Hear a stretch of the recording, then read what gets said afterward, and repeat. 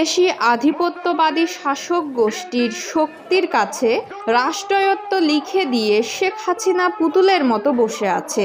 তার নিজস্ব কোনো স্বাধীনতা নেই। ঝিনাইদহে বেগম খালেদা জিয়ার নিঃশর্ত মুক্তির দাবির সমাবেশে প্রধান অতিথির বক্তব্যে একথা বলেন বিএনপির ভাইস চেয়ারম্যান নিতাই রায়চৌধুরী। আজ দুপুরে ঝিনাইদহ প্রেস ক্লাব চত্বরে কেন্দ্রীয় কর্মসূচির অংশ হিসেবে জেলা বিএনপির আয়োজনে বেগম জিয়ার মুক্তির সমাবেশ অনুষ্ঠিত হয়। সে সময় জেলা বিএনপির সভাপতি অ্যাডভোকেট এম.এ. মজিদ, সাধারণ সম্পাদক জাহিদুজ্জামান মনা, যুগ্ম সাধারণ সম্পাদক আব্দুল মজিদ বিশ্বাস সহ বিভিন্ন নেতৃবৃন্দ বক্তব্য রাখেন। নিতাই রায়চৌধুরী আরও বলেন, এখন আর আমরা মুক্ত স্বাধীন দেশের মতো চলতে পারছি না এবং দেশের ভয়াবহ পরিস্থিতি। এই শেখ হাসিনা ও তার মন্ত্রিসভার সবগুলোই হচ্ছে লুটেরা ও দুর্নীতিবাজ। প্রধানমন্ত্রীকে 40 জনের সর্দারিনী ও আলিবাবার 40 চোর বলেও আখ্যায়িত করেন তিনি। সমাবেশ থেকে বেগম খালেদা জিয়ার নিঃশর্ত মুক্তির দাবি করা হয়। সেই সাথে আগামীতে সকল আন্দোলন সংগ্রামে ঐক্যবদ্ধ থাকারও আহ্বান জানান বক্তারা। ক্ষমতার উৎস কোথায়? তার ক্ষমতার উৎস হলো যে তিনি 1/11-এর পরে লিখে দিয়ে বিদেশি আধিপত্যবাদী শাসক গোষ্ঠীর শক্তি তাদের কাছে দাসখত লিখে দিয়ে শেখ হাসিনা এখন আধিপত্যবাদী শক্তি পদগ্রহণ করছে, তাদের চরণ চুম্বন করছে এবং তাদের পদগ্রহণ করে সেখানে পুতুলের মতো বসে আছে। উনি হচ্ছেন বিদেশি শক্তির পাচাটা, একটা পাপেট। শেখ হাসিনা তার নিজস্ব কোনো স্বাধীনতা নাই।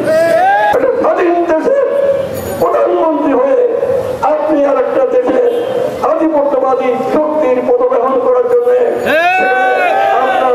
আপনার মন্ত্রী যখন বলল আমরা স্ত্রী ওরা স্বামী, কি ব্যবস্থা নিয়েছিলেন তার বিরুদ্ধে?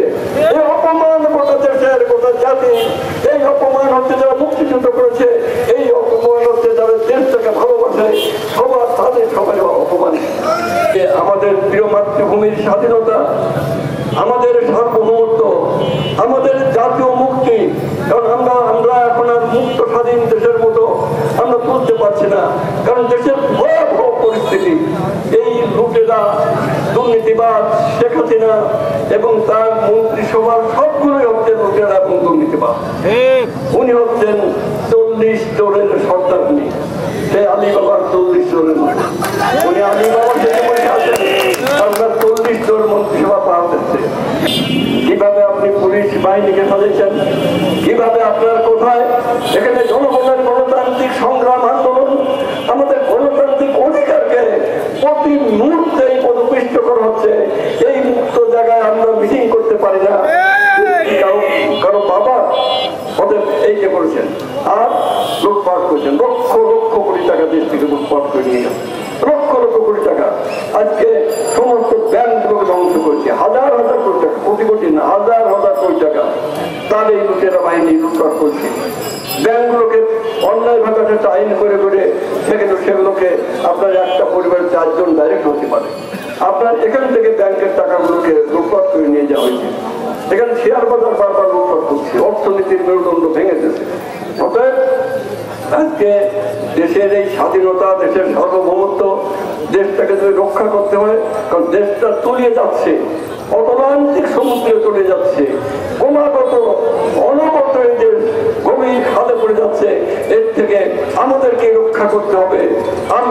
আমাদের দেশ, আমাদের জাতি, আমাদের জনগণ, আমাদের সেই জন্য লড়াই করতে হবে। এবং লড়াই মূল শক্তি হচ্ছে দেশের যুব সমাজ, যাদের বয়স হচ্ছে 15 বছর বয়স থেকে 30 বছর পর্যন্ত, 30, 32, 35, তারাই হচ্ছে মূল চালিকা শক্তি। যুবকরাই হচ্ছে, আর হচ্ছে গ্রামের কৃষক, ভূমিহীন কৃষক, গরিব কৃষক, তারপরে মধ্য কৃষক। অতএব যাদের হারানোর ভয় নাই, এই কৃষক সমাজে এই দেশের 90% লোক হচ্ছে কৃষক। আমাদের যা কিছু অর্জন সবই কৃষকের কাছ থেকে আছে। অতএব কৃষক, শ্রমিক এবং নিয়ে আমাদের এই লড়াই করে আমাদের এই দুঃশাসনের হাত থেকে, এই হাসিনা নামের শাসকের হাত থেকে আমাদের মুক্তি পেতে হবে।